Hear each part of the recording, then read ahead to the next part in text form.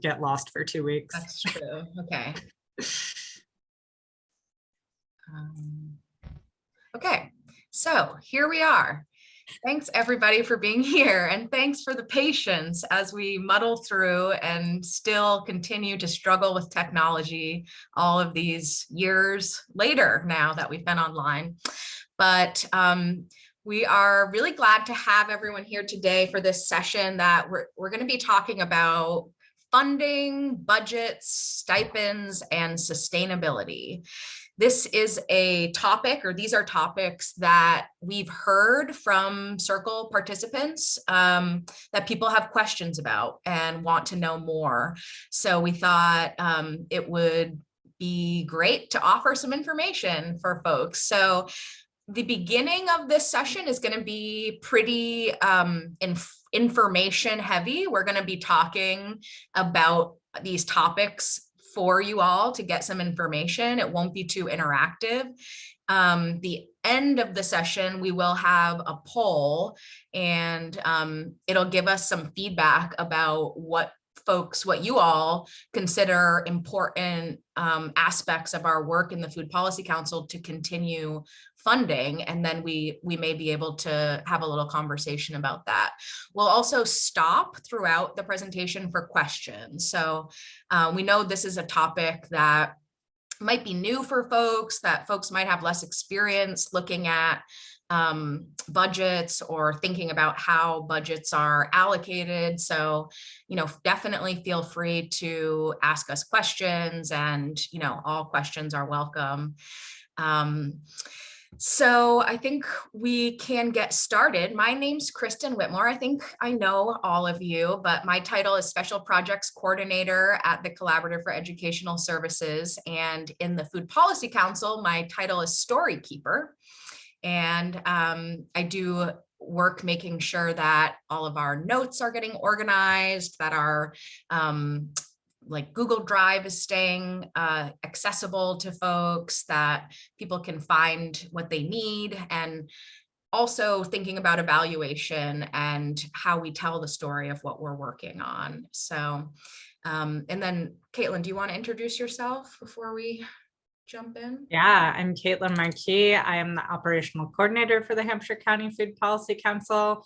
So I'm kind of like the coordinator of coordinators. I get to do all the fun administrative stuff and, sort of figure out where things should go and who to communicate with and that kind of thing.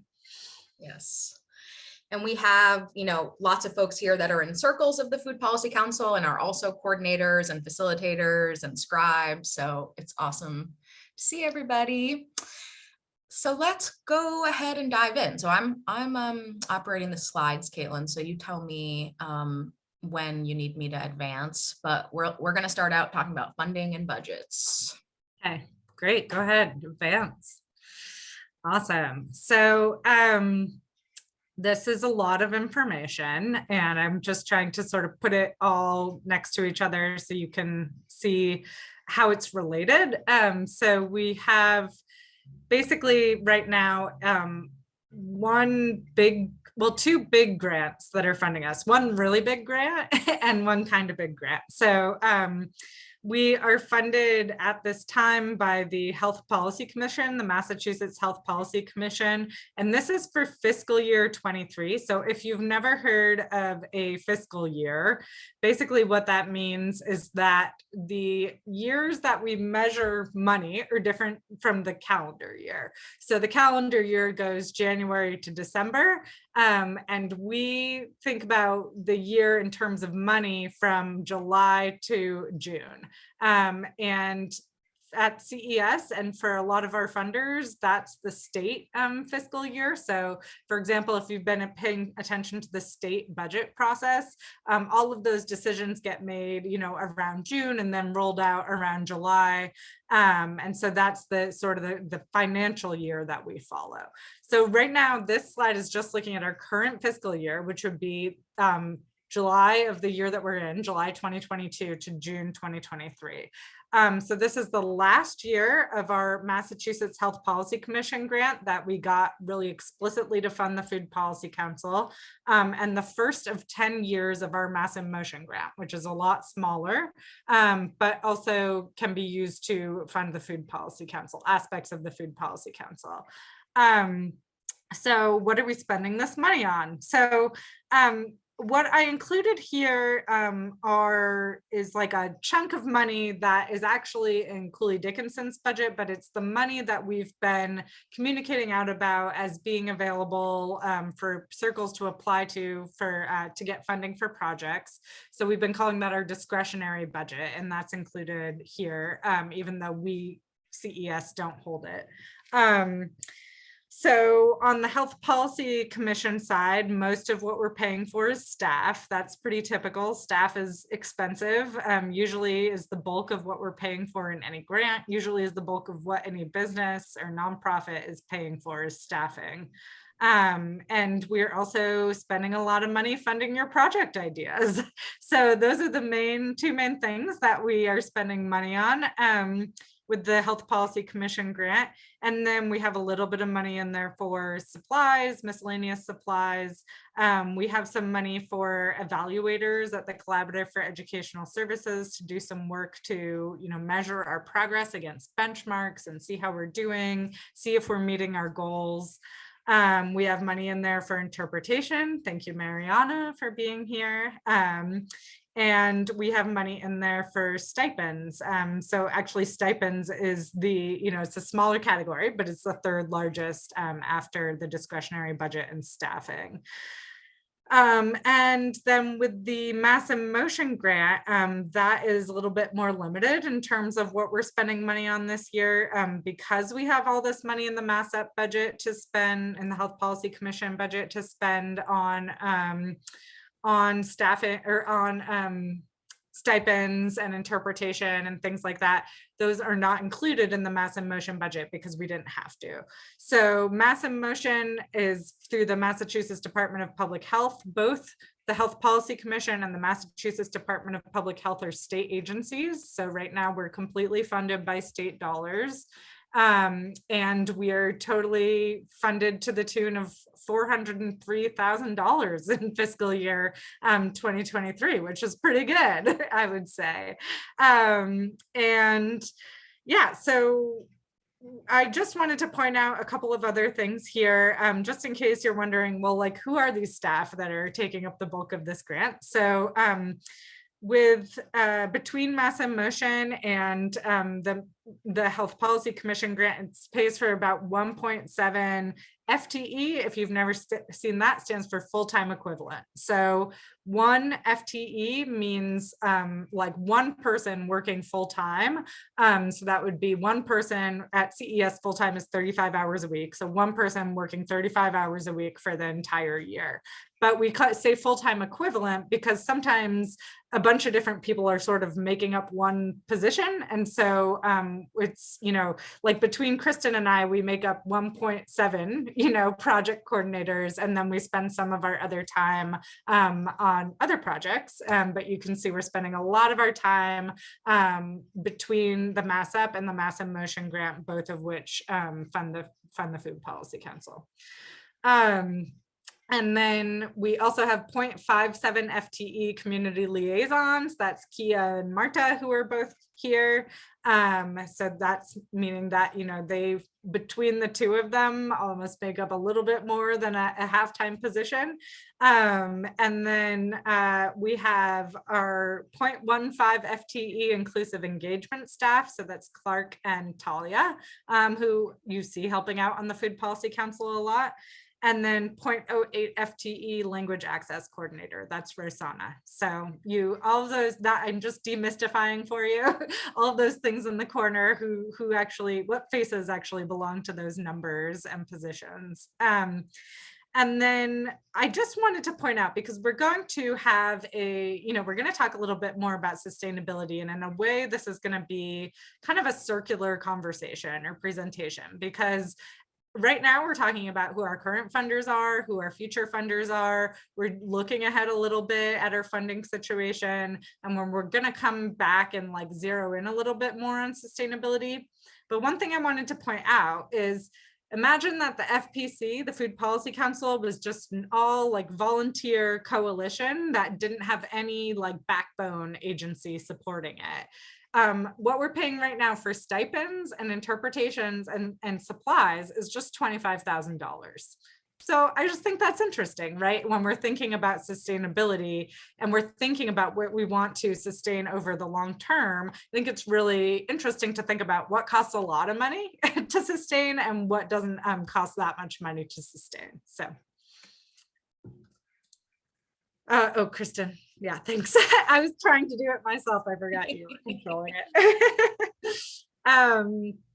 So this is looking ahead for fiscal year 2024 and beyond. For like the core operations of the Food Policy Council, so things like staffing, supplies, and stipends, and for project funding too. A little bit of project funding is included here. And I would say, I guess I'll make the distinction like discretionary project funding, because I have a slide coming up about funding that's already allocated to specific projects. And when we say allocation or allocated, that just means we've set this piece of money aside for this specific purpose. So that's all that allocation means. So with the Mass in Motion grant in fiscal year 24 and beyond, a lot of that shifts to staffing, and then we have a little bit left over for supplies. So in the Mass in Motion grant, beyond this year, if we don't get any other funding, we won't have any money in that grant for things like stipends or interpretation or things like that. And that doesn't mean that we can't have those things. It just means that they're not currently allocated in the Mass in Motion grant.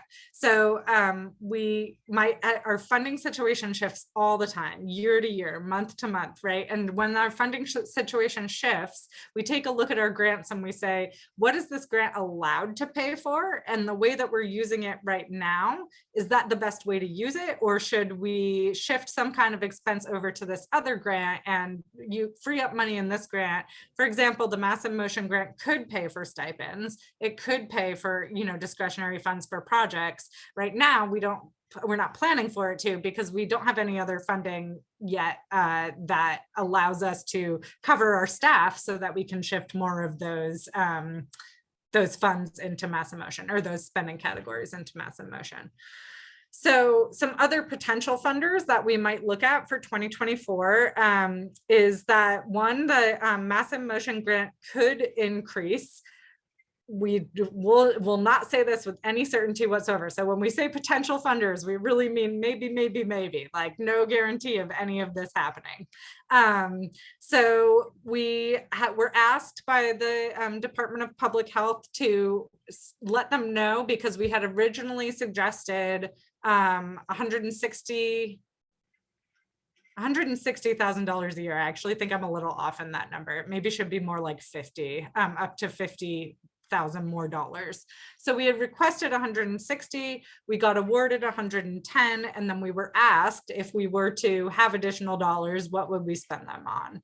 And they're having an exploratory conversation at the Department of Public Health about whether they can give us any more money or not. And that's all we know. So, we did say, yeah, there's a reason we wrote a $160 budget. We really need this money for stipends. We need this money for interpretation. We need this money for our language access coordinator. So, we'll see what happens with that. That may or may not pan out. We don't know.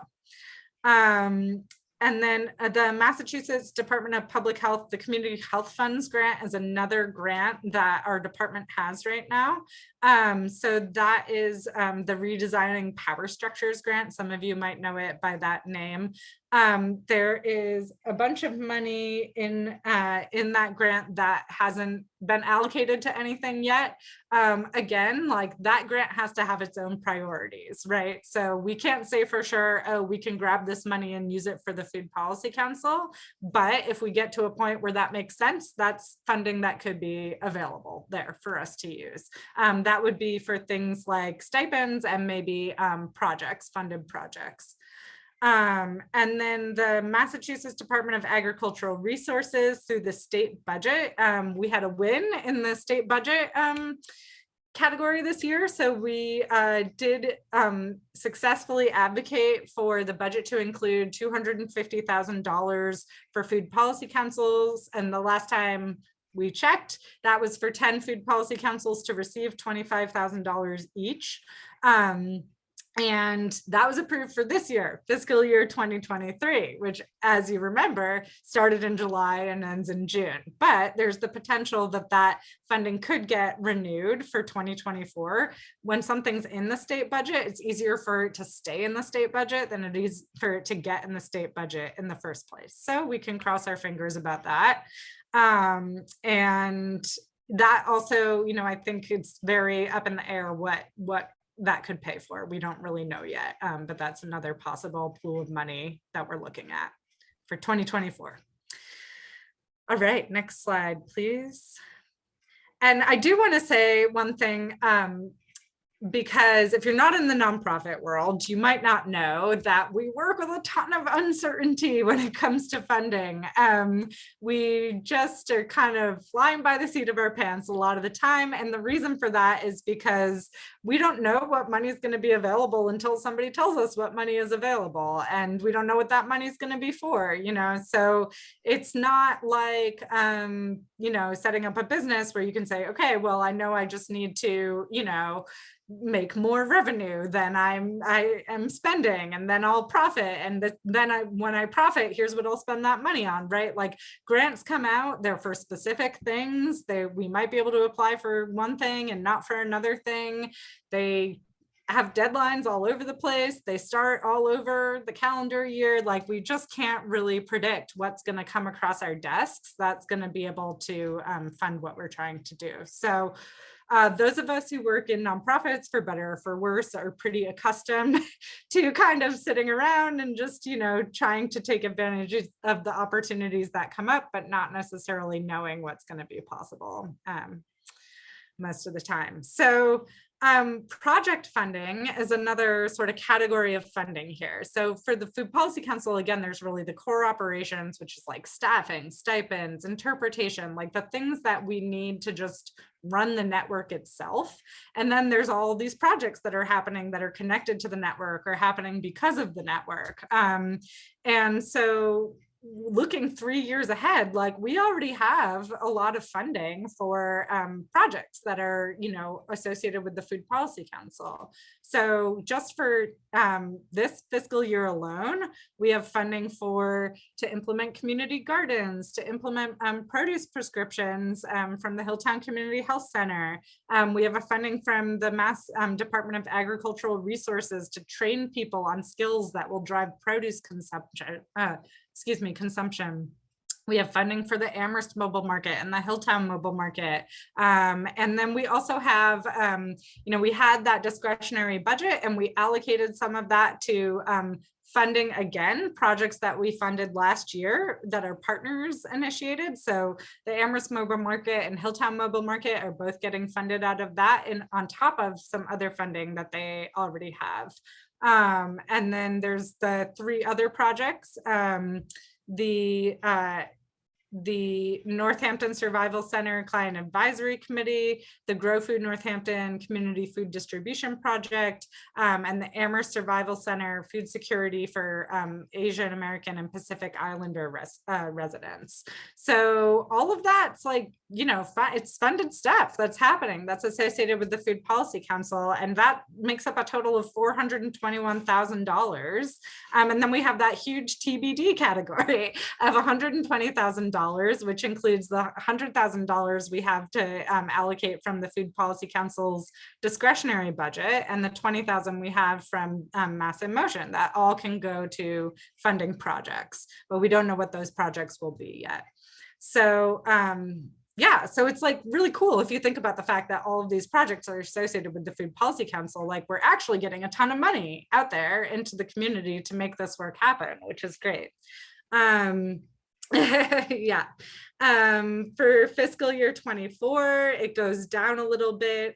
We won't have that discretionary funding or the project funding we've already allocated from the Mass Up budget. Yeah, 2017 pays off. Exactly, Heather. I keep thinking that too. That's my narrative as well.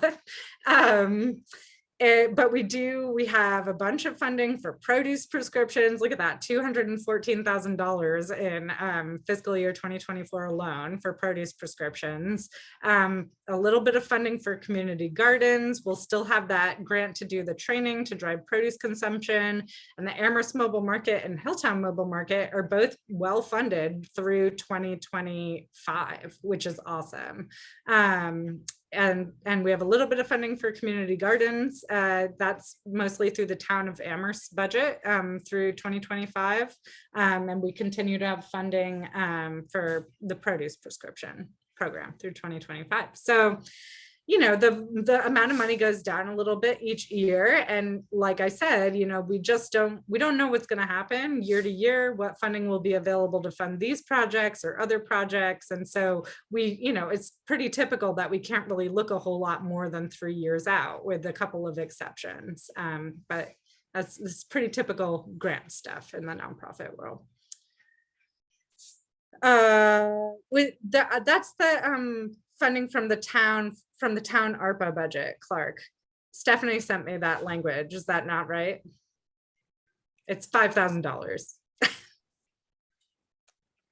Oh, sorry if you said that.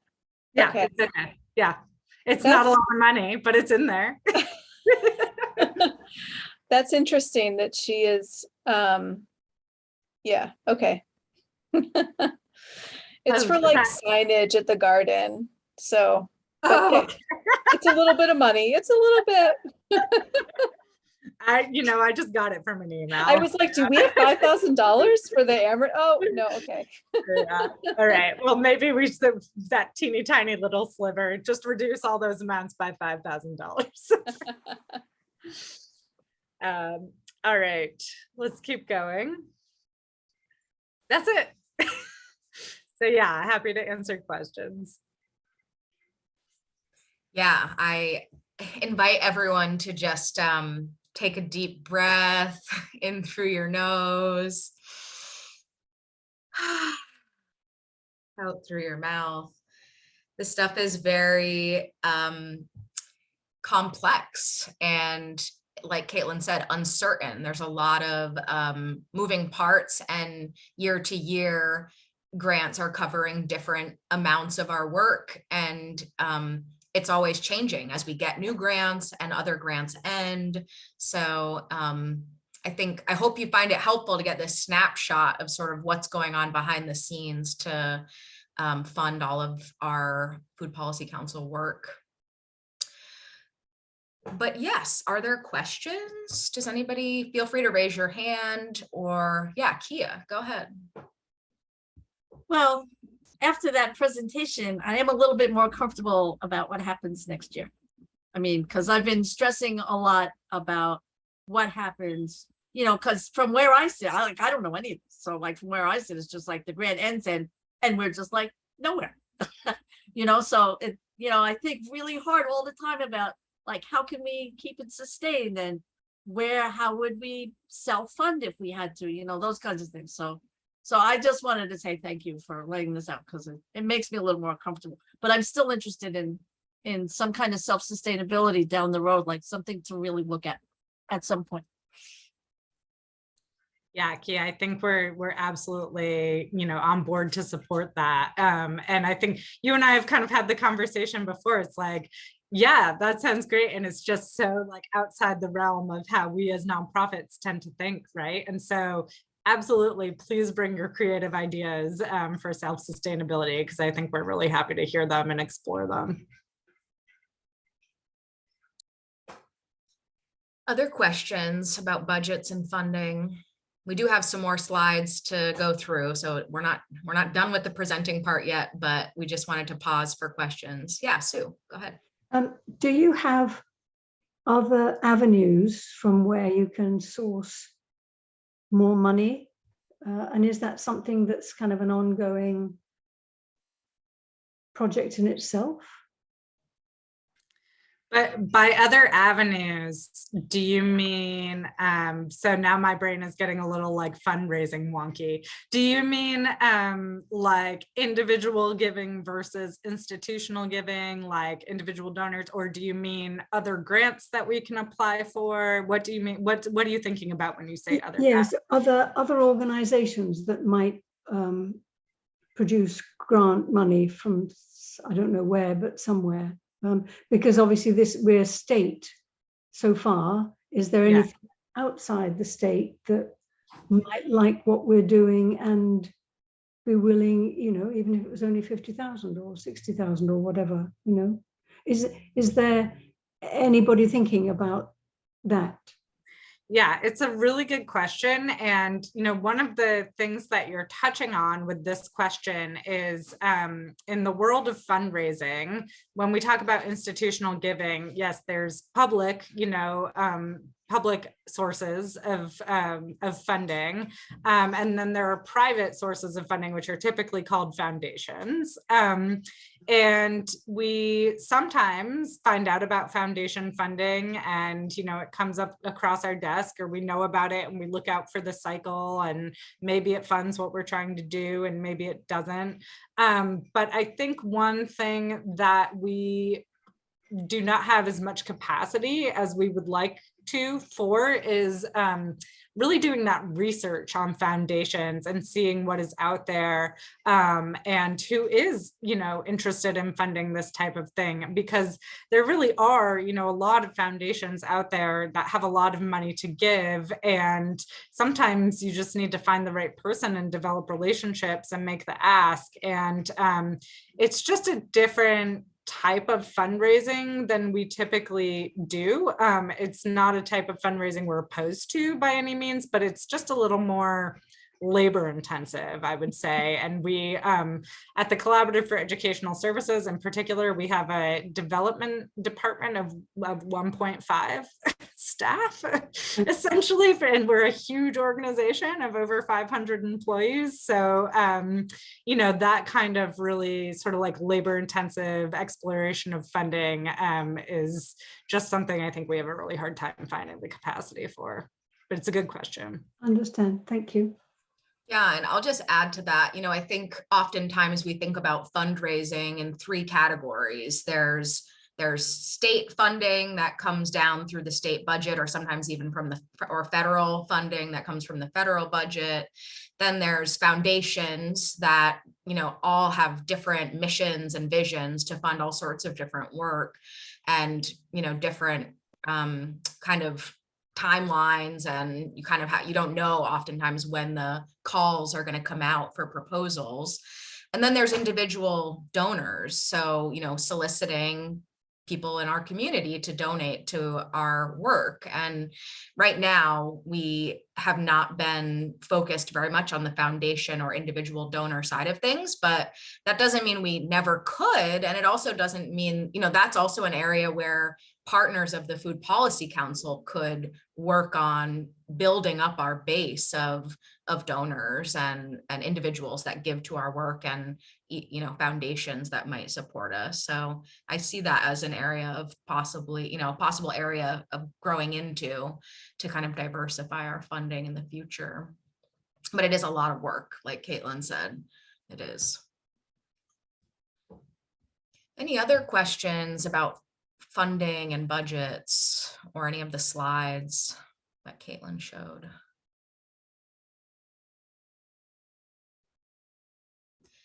And we can always get, you can always email Caitlin or I or anyone else at CES if you have like a question later on, or talk to your circle coordinators too.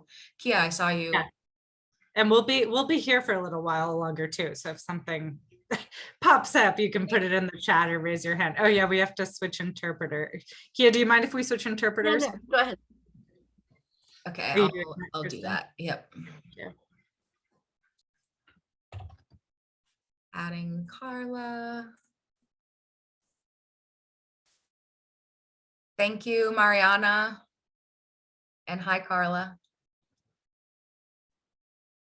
Hi, everyone. Are you all set for us to go ahead, Carla? I'm all set. Okay, thanks. So yeah, Kia, go ahead. The thing that makes me feel a little bit wonky maybe is the idea that there's this kind of assumption that there's always going to be money coming in, like you may not know where or how, but it kind of just shows up. I mean, that's like, how do you plan?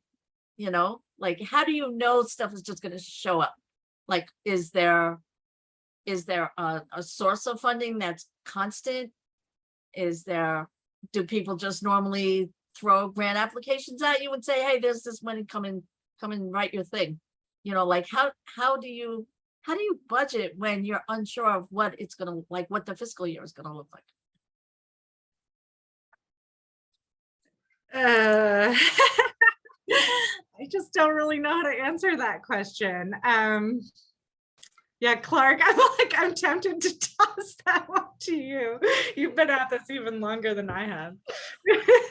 Sorry, Kia, we're just like laughing because it's completely unpredictable. Yeah. And like, honestly, there's logistical or like, they're like the Mass in Motion grant is 10 years. That is amazing. That did not exist 10 years ago, 15 years ago. Like, so that's like a thing that has been built up over time in Massachusetts with lots of lobbying and advocacy. And now the state recognizes we need long chunks of steady funding, right? But that's still not like enough to sustain the kinds of work we want to do. So I have found that doing work with integrity and like relationally is a powerful way to promote and get funding. I don't know if that would work in another context or another state, but in Massachusetts, it seems to be working for us. We keep putting our dreams in our applications, and then when they get funded, and we're like completely shocked and surprised. And it's like the weather too. That's the other thing. Like, we plan roughly for seasons, but within the course of a season or a year, you don't really know what's going to happen. And so even though we want that consistency, the fact is that like all of life isn't like that. And so how do we both try to be consistent and planful, but also like understand that like things can, like budgets, economic downturns, all this stuff can be happening like regardless of the quality of our work and how much it's needed. So like, I personally feel like right now we're actually benefiting from a big general investment in public health that wasn't here 10 years ago. Like I got laid off before this job because of budget cuts, and we're actually, you know, in a place of growing budgets around public health. And that's not even related to us. That's the context that we're in. And so it's like, I often think of it as like, you know, catching wagons or like riding the waves and like sensing into, it's like a very, for me, an intuitive process around sensing and then being ready to respond. And then someone like Caitlin or Kristen or me just like checks out of work for 3 weeks and writes a grant proposal. And like, unfortunately, that's kind of the element we're in. And it would be really nice to slowly over time get more steady funding. And I think compared to where we were 5 or 10 years ago, this is actually steady funding. But you know, we always do like want to get more steady for sure. And like, we know that this work takes years and years and years, and budgets and state budgets and cycles do not reflect that at all. So sorry for that, like really unspecific. I mean, I'm sure a lot of people in this room could say different things, but. No, that's actually pretty helpful. I mean, Okay, all right, good. It sounds very abstract, but I think big picture, if there is real hardcore quality work, like, and people are seeing it and there's changes happening and there's positive changes in the public health sphere, like people are going to be throwing money at you to keep doing it, you know? So that's kind of the way I'm justifying it in my head, how it can work. Yeah, I love what you said, Clark, about doing our work with integrity, because I think, particularly with Healthy Hampshire, and, Heather, I love that you made the call back to 2017, because we've been at this, truly, we've been at this for a long time. We've been building up to this point through a lot of engagement, and, we're looking at like years, of getting to this point.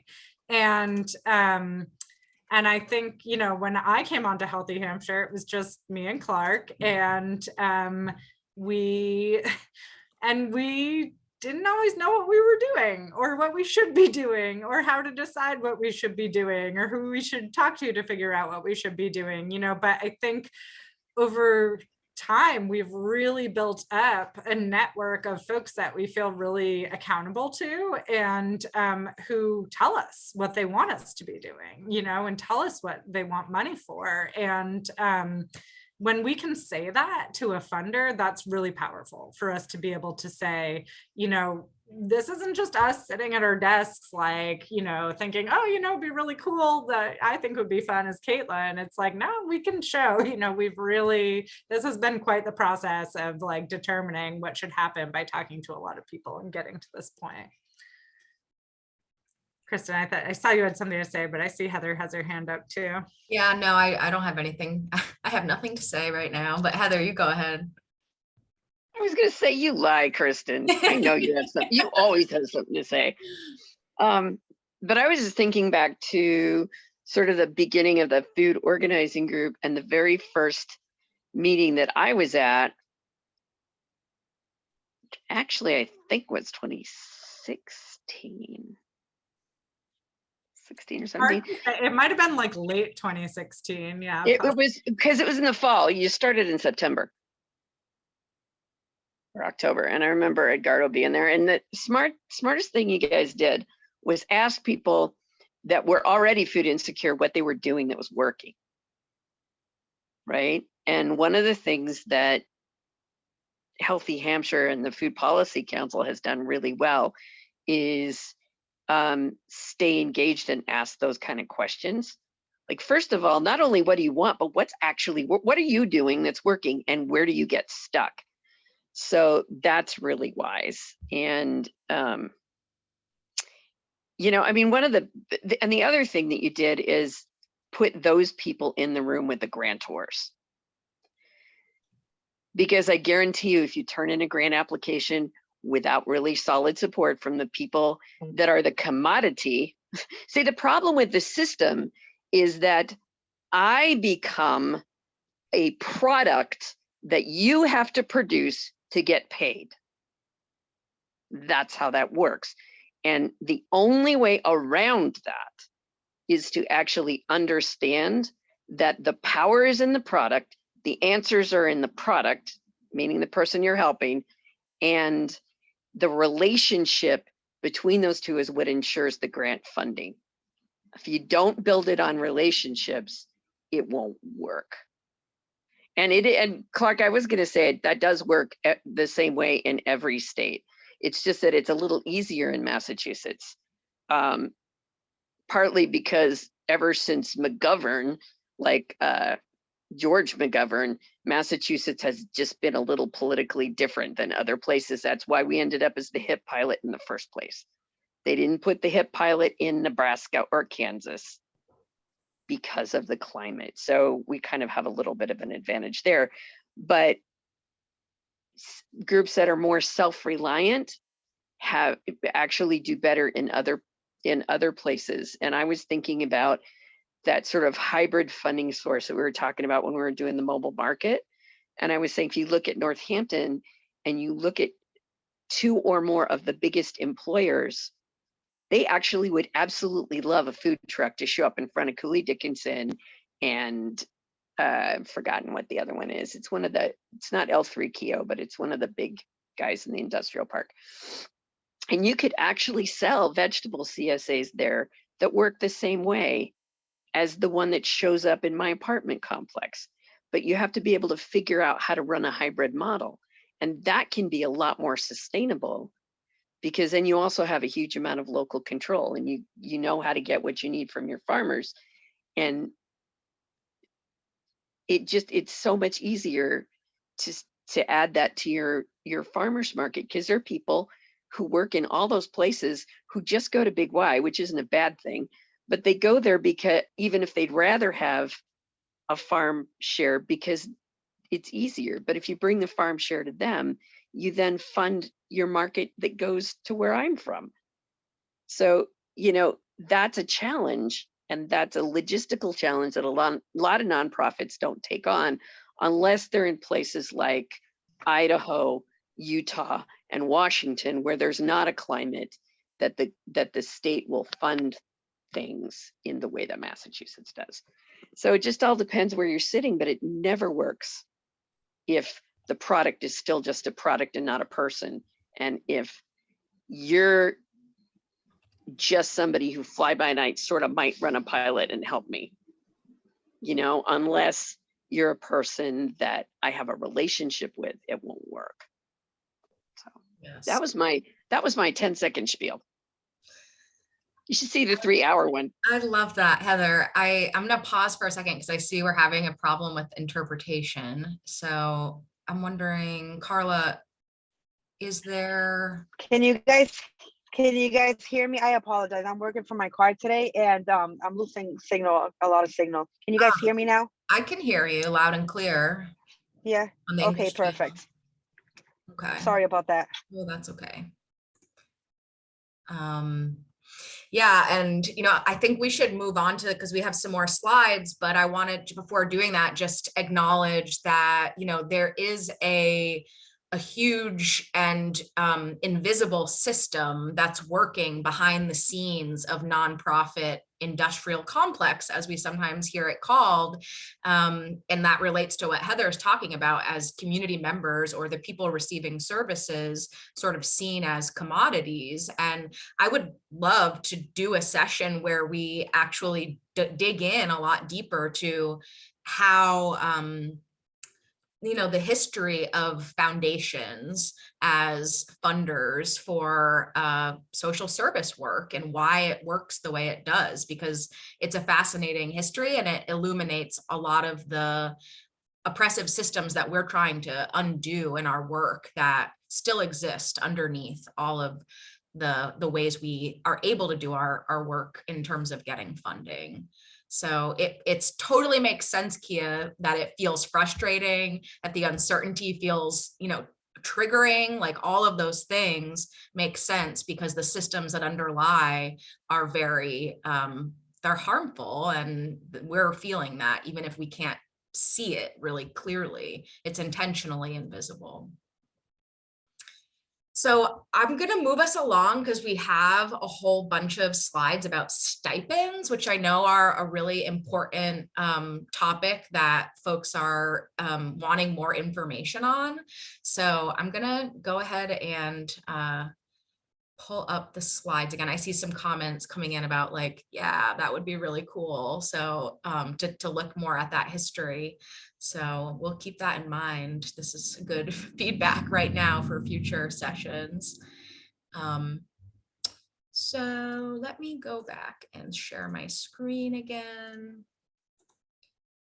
and go into slideshow mode. So I'm gonna present this part, and it's going to be all about participant stipends. And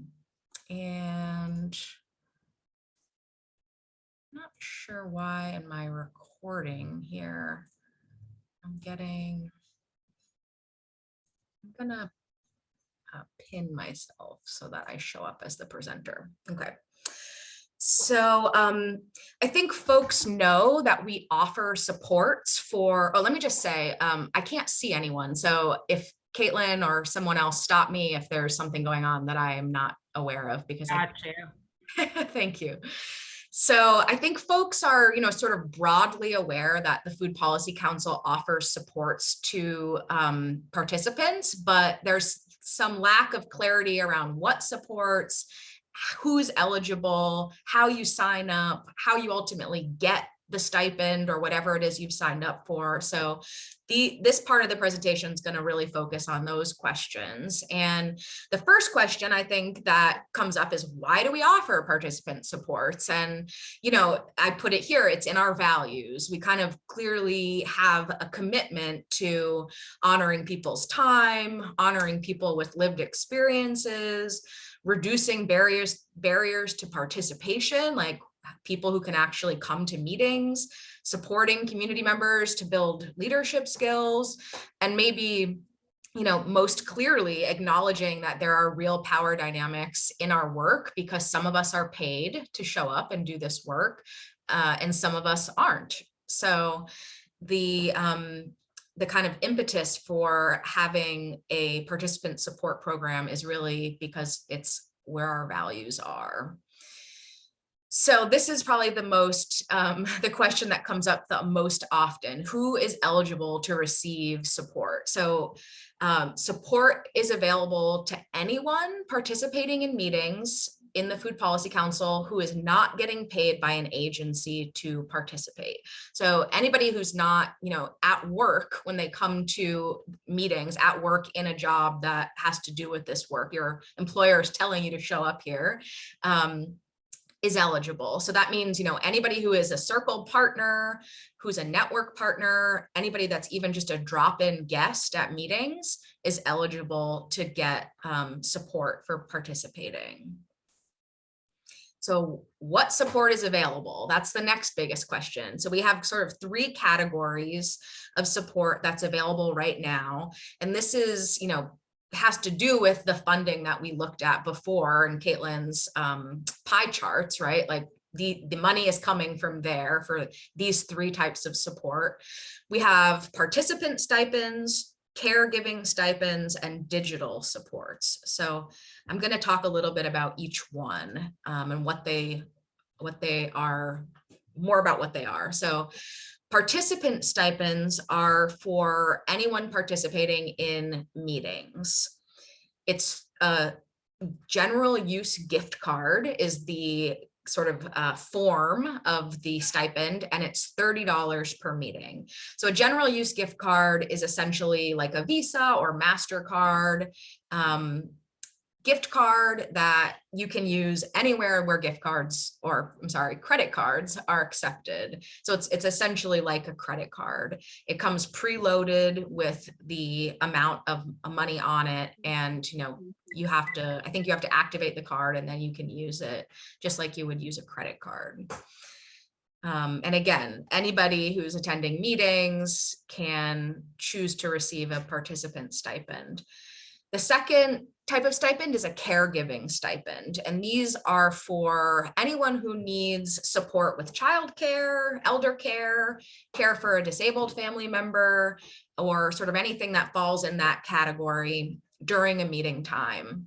So if you need to set up somebody to, you know, take care of your kids or someone else in your life during the time you'll be in the meeting, you're eligible for a caregiving stipend. And they're also $30 a meeting, and they're also distributed through the same general use gift cards. And I'll talk a little bit more about how in a minute. The third type of support is digital supports, and these are for folks that are participating in virtual meetings that include interpretation, which is many of our meetings, and who struggle to get online. So it's a case-by-case kind of review.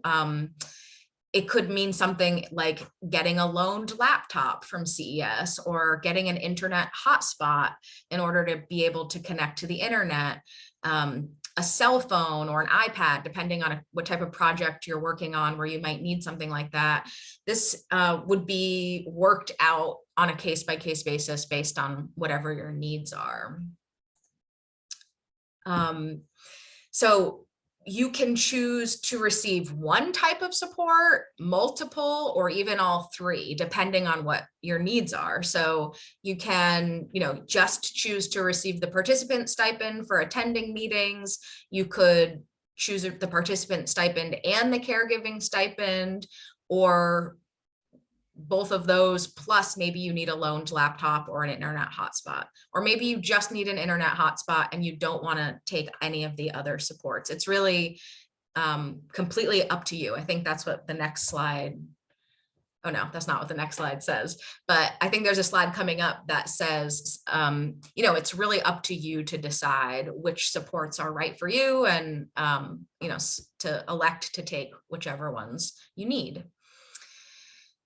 So how do you sign up? That's another big question. How do you express that you're interested in receiving a stipend? So there are 3 different ways you can go about signing up to receive any of the stipends or supports I just mentioned.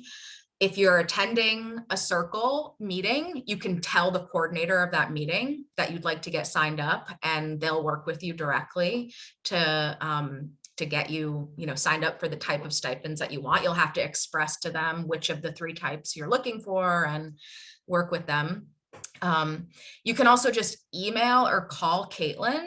That is probably the most direct way to express you want to get signed up for stipends. Or we have a form on our website, and I put the link here. Maybe we can pull up the website after and look at it, but right on the top bar of our website, there's a requests button. And if you click that button, it'll bring you to a Google form where you can request all the stipends and supports I mentioned, as well as other types of support like training and things like that. So once you have actually signed up to receive your stipend, how do you actually get it? And I'll give an overview here, and then maybe after Caitlin can explain more about this, because I think this has been a big question for people.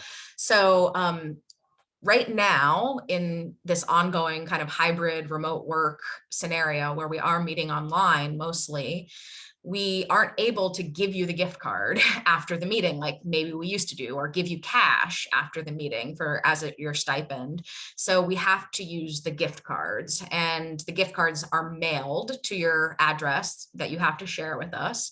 And they're mailed on a quarterly basis. So in January, April, July, and October. So that means that you're getting kind of a lump sum of your stipend amount in maybe 1 or 2 gift cards that are mailed every 3 months. When you get your stipend mailed to you, it'll come with a receipt that it is really important that you sign and return to us. So for folks that have been getting stipends, it's just a piece of paper. It says you have to sign the piece of paper, the receipt, and you can take a photo of it and text it to Caitlin, or email it, or scan it. And You can also snail mail it if that's your style. Totally. For digital supports, like I mentioned, we tend to just work with people one-on-one. If you express that you need support with a loaner laptop or an internet hotspot, Caitlin probably would talk to you about what your needs are, figure out what it is that you need, figure out if we, get the equipment, and figure out how to get it to you. We do ask that you fill out a form just so we can track who's got what equipment, so we know, where pieces of equipment are. And typically, as long as you're attending meetings and still need that piece of equipment, you can hold on to it until you don't need it anymore, or you stop attending meetings. So this is another question that people often ask, like, how will my attendance be tracked, or how will you know how many meetings I attended? So right now, the way that it works is that the scribe in the circles is taking attendance at the meeting in the meeting notes. And then every 3 months or so, Caitlin is going into the meeting notes and reviewing the attendance, and using a spreadsheet to track who's been at what meetings and how many meetings they've attended, and then just doing math to figure out how much of a stipend you're owed. So you don't need to track your own attendance, but it is a good idea to, look at the notes every now and then and make sure that it's being tracked correctly, and that, everything looks accurate based on your experience. So this is what I was mentioning before, I'm not sure if I should take a stipend or not. Some people have asked us that, like, should I or shouldn't I accept a stipend? And, the choice is really up to you to decide. We trust that you know your situation the best. We're not going to ask you to, show us any proof that you need the stipend or anything like that. We really trust that folks are going to make the decision that's right for them. You should know that you can always change your mind if your circumstances change. So maybe if you initially said, no, I don't think I need a stipend, and then something changes in your family income or your situation, and you decide you do want to start taking it, you can always let us know the same way that you would let us know initially, through emailing Caitlin, talking to your circle coordinator, or filling out that form on the website. We do have a tool that we developed to kind of help people think about, like, whether it makes sense or not for you to take a stipend. I won't pull it up right now, but it kind of walks you through, are these some of the circumstances that you're experiencing in your life? Well, then maybe you should take a stipend. If you're experiencing these types of circumstances, then maybe you shouldn't. If people are interested in looking at that, we can pull it up after, but it's, like I said, it's just a guideline and a tool to help you. It's definitely not any prescriptive type of thing. So I think this is the last slide for this part. Where can you reference this information? We have some different documents and things where all of this is laid out in writing. So we have the current guidelines for all of the types of support that I mentioned. These are all live links, so we'll send out these slides and you can click right on this link and it will bring you to the document.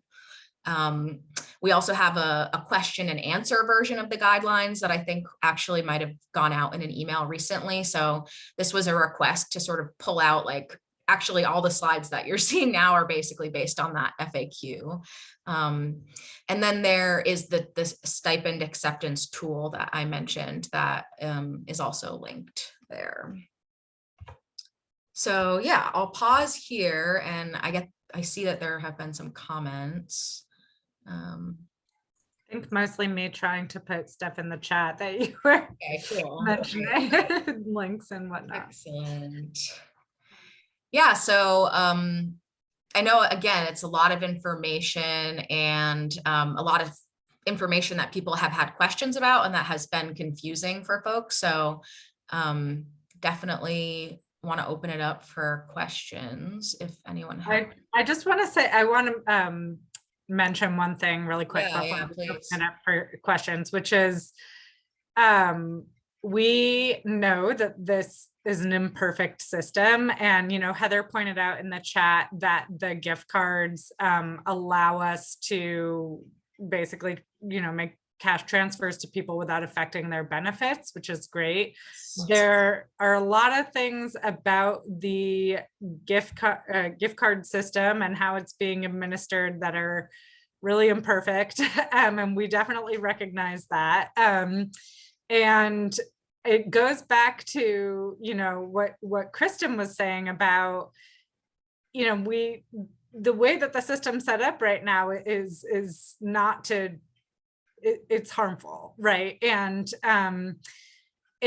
we we would happily put people on payroll rather than delivering stipends, if we could, or we would set up a contract or whatever, like do something that makes the whole thing a little bit more reliable and makes it actual cash as opposed to a gift card. And the challenge is we just can't do that without affecting people's benefits. And so we are doing our best to kind of carve out a way to do this within a system that really does not want us to do this. And so it's just something to, being mindful of. Yeah. So that would be like giving a gift card to your toaster. like that doesn't that would be like paying your toaster. Like literally the what people would be like paying your toaster. Well, see, here's the thing. If you're actually having the people that nonprofit industrial complex, which is absolutely accurate, says are your product at the table, that would be literally like having your toaster at the table. Like, it's a product. I'm a product.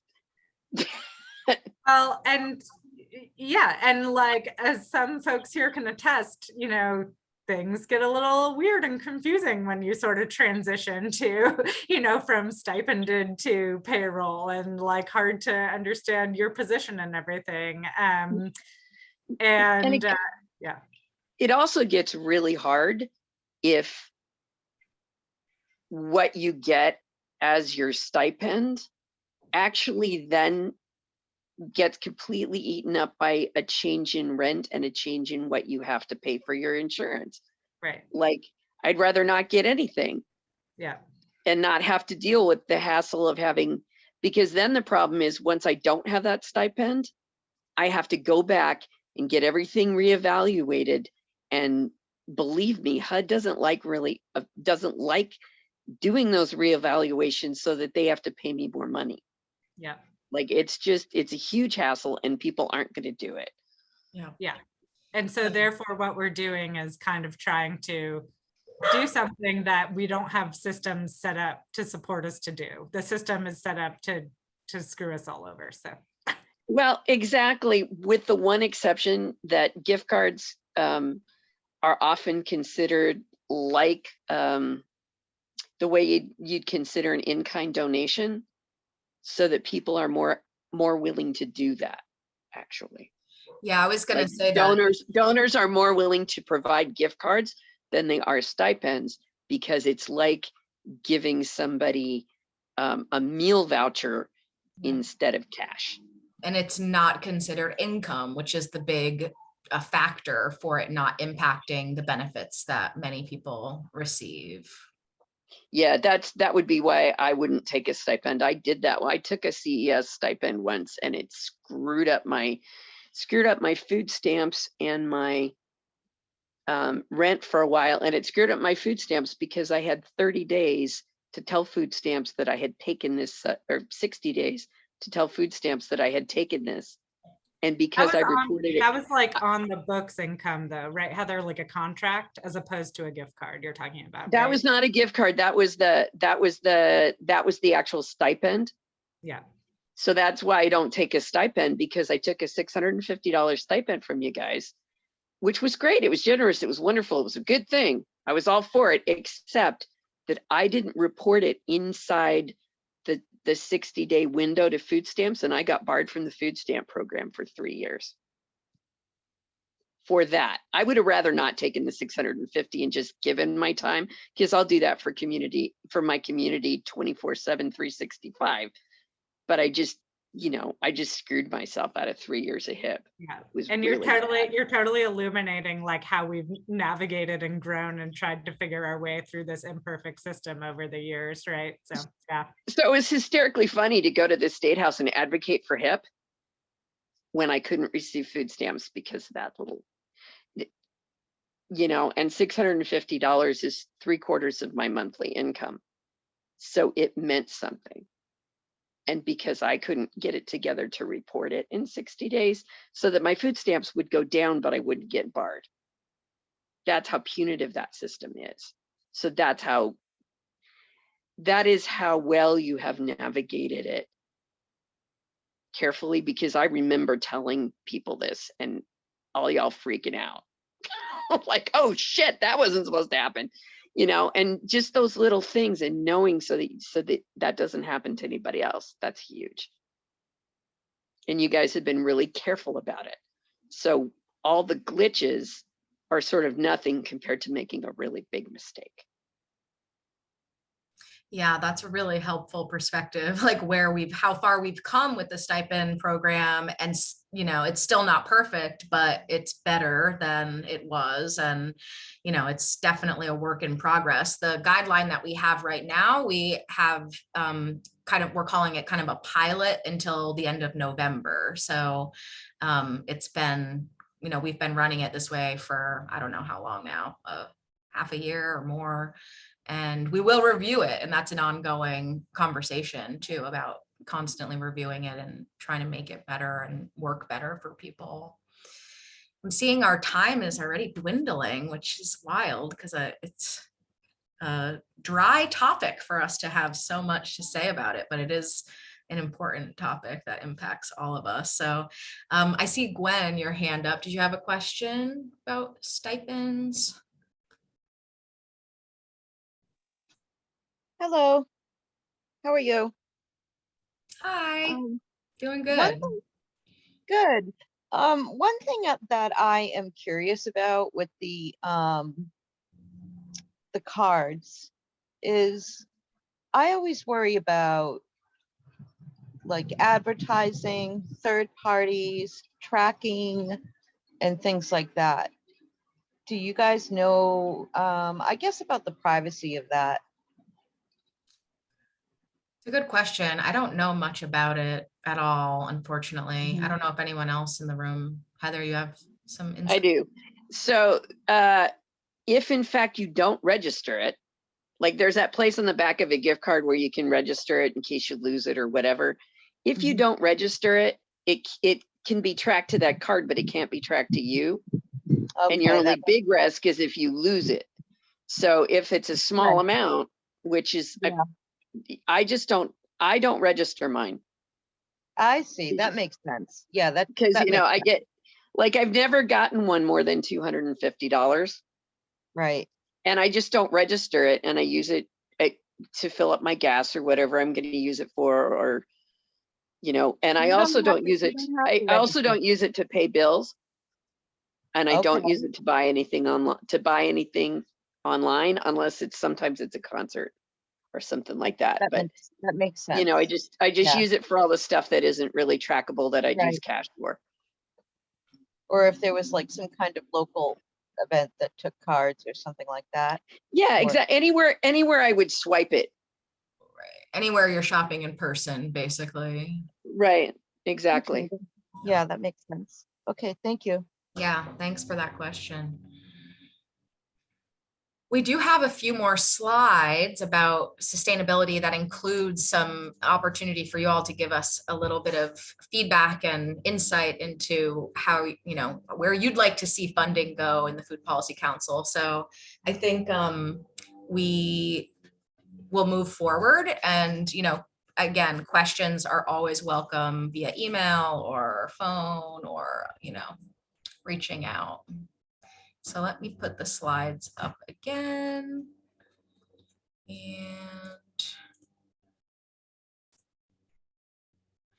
so the last part here is sustaining our work into the future. So, you know, we've been talking about where we are and where our current funding is, but, you know, also thinking forward toward what we want to fund in the coming years.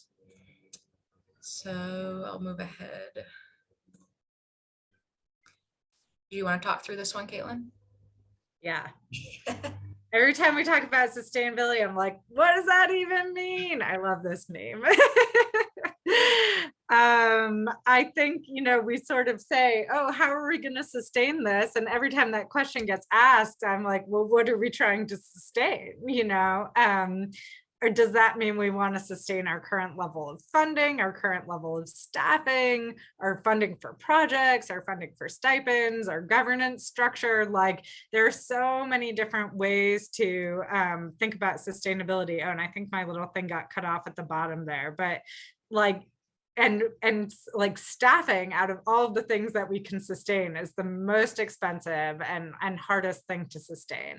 And so, you know, I think it's tempting to be like, okay, well, how do we, you know, keep our jobs, right? And I think we at Healthy Hampshire truly like kind of try to work ourselves out of jobs as much as possible. And that doesn't mean necessarily, you know, I won't be Healthy Hampshire program manager and Kristen won't be, you know, special project coordinator. But if we can set something up and walk away from it, I think we've actually done a much better job than if we have to stick around and be there to support it.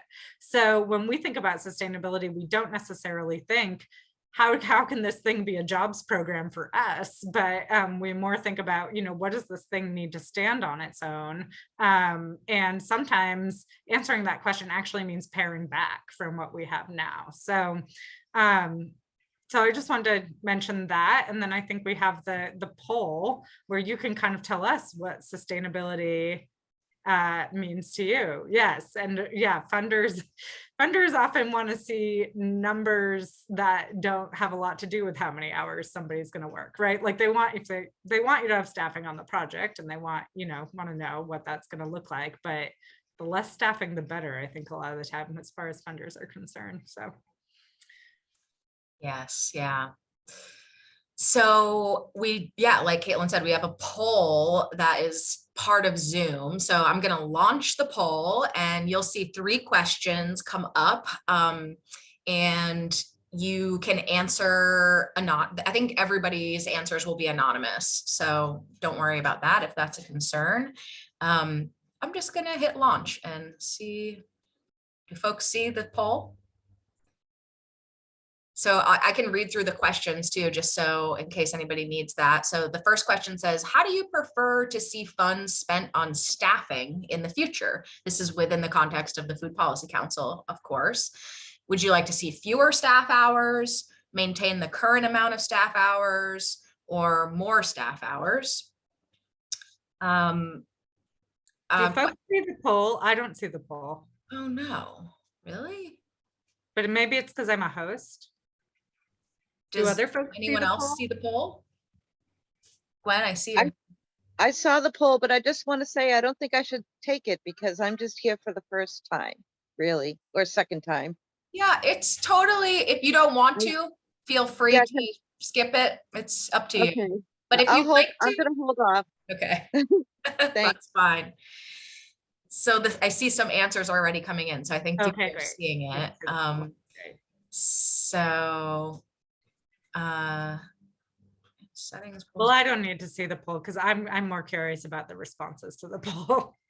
Yes. So yeah, the second question is about how you prefer future funds to be spent on those participant supports that we talked about, stipends, things like interpretation, tech, digital support.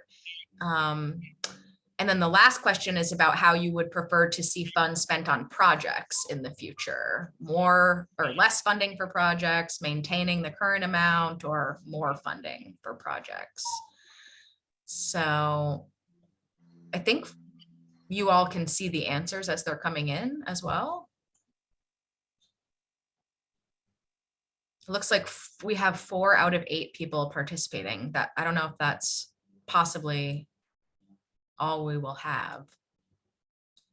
Right now it says for the Well, I first, think, yeah, maybe just Kia, Sue, Heather, maybe Marta and Galad would be the only ones who would want to participate here. So that might be about right. Yeah. Oh, one more person participated. Cool. Well, I think you guys should vote. I mean, why is it that people or the hosts or the organization aren't supposed to vote? No, we can't even vote as hosts. There's no option for us to select. See, now that's really screwy. That's the box. See, the way this thing is set up is there's 2 boxes that dehumanize both sides of it. So you all are cogs in the wheel, and we're going to minimize how many cogs we have because that's just good business. That's how philanthropical foundations think, because they're all run by businessmen. So we're going to make you small. We're going to pay for the least amount possible for you, the same way we like nickel and dime our non-unionized workers, right? So you guys are the non-unionized workers and we're the product. And the people who are the funders are the capitalists. It's not hard. On it out, Heather. There we go. I love it. Well, I just want to tell you guys, I'm really, really tempted to vote, but I also feel that I have to abstain. You really Right. don't if you are tempted, because this is just informal information gathering. So if you want to go ahead and share your opinion, I would love to have you participate. Yeah, and I'm gonna say why is because I'm always for more projects. Yeah. And then at the same time with the projects, we need volunteers. And so that the stipends come in with that, you know, and then of course we need someone to, you know, I think be keeping records, or, you know, a record keeper. And then, you know, just to sort of keep track, and like, I always love what Caitlin was saying, is like, you know, we're not trying to give the fish, we're just trying to teach to fish. Right. And that makes a lot of sense to me. And that makes it sustainable if it can stay that way. So those are just some of my thoughts about it. The Yeah. longevity of the results is going to show the success. And then, all right, I'll vote. Yay. Oh, you know what? Let me see. I had closed it out though. Can you send it to me again? Can I relaunch it? We're gonna check out Kristen's tech skills here. I don't know. I don't see a relaunch option. Well, I think we're coming to the end of our time too, Gwen. Wait a minute. There's this. Oh, I got it. Okay, never mind. Anybody ever feel like Zoom meetings and Keystone Cops movies have a lot in common? I'm not sure. Or Three Stooges. Oh, yeah. A lot of people haven't seen the Keystone Cops and Charlie Chaplin and the running back and forth in and out of different rooms and all totally confused. But I have seen the Three Stooges. Got it. Well, the Three Stooges are sort of more weird and violent than the Keystone Cops. So if you should look up a couple Keystone Cops clips, because they're a lot like Zoom meetings. All right, let me read through what we have here. So in terms of funding spent on staffing, You can share it, Kristen, you can share it with us so we can see. I can't see an option to it. Do I just press, if I press end poll? Yeah, end poll, and then I voted. Wait a minute. Did you just get a result from me? I was just about to submit it and then it disappeared. I relaunched it. Oh, there it goes. Okay. Okay. Relaunching it canceled everything, you guys. Oh no. All right, do you remember the results, Kristen? No. I know that the first one was maintain current staff hours was mostly what people were saying, and then one person said more staff hours. Most people said more funding for projects. And I'm not sure what folks said about stipends. If you'd like to vote again, feel free. Sorry. Now we have really seen how my tech skills are. This is my first time launching a poll, so I'm learning while doing. Feel free to do it again. I see some people are re-entering their responses. Thank you. Mostly looking like maintaining current staff hours, maintaining the current amount of funding for participant supports, or more funding, and more funding for projects. Not seeing any less funding in any category. So more funding is always not right. surprising. So that's not even sustaining, right? That's growing. That's growing. Yeah, that's the opposite of, I couldn't think of the word growing. I'm gonna end the poll and show our results just because we're getting over time here. So at least we can see some of share results. There we go. So now folks can see sort of 4 out of 5 people said maintain. That nice. I sent you a Keystone Cops link. Just thanks, so my weekend plans. Oh, okay. Thank you. All right, I'll stop sharing it now. Well, we muddled through a poll. We'll get better next time. So I think that's all for now. What was the third thing? What was stipends? What did people say? I want to write it was down. kind of either maintain or more.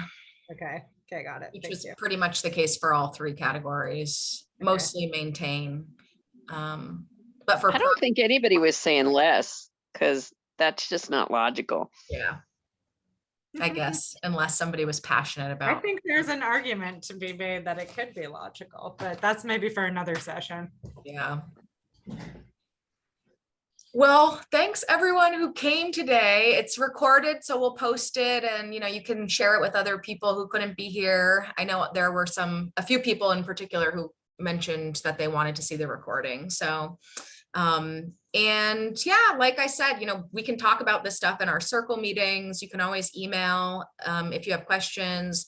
And we'll also send out the slides so that you can click on those links and explore those documents and things, or look at the charts more closely or whatever.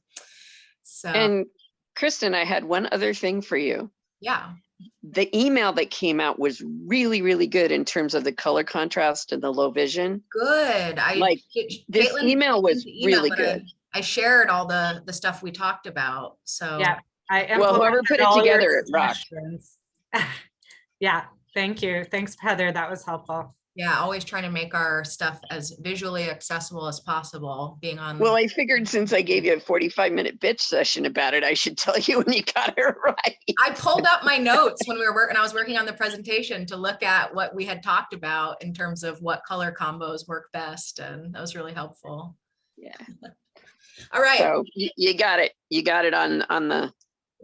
I'm glad. Nose. Thanks, everyone. Yeah, we can send out the slides and send out the recording. Yes, indeed. Coming soon. All Have right. a great long weekend if you get one.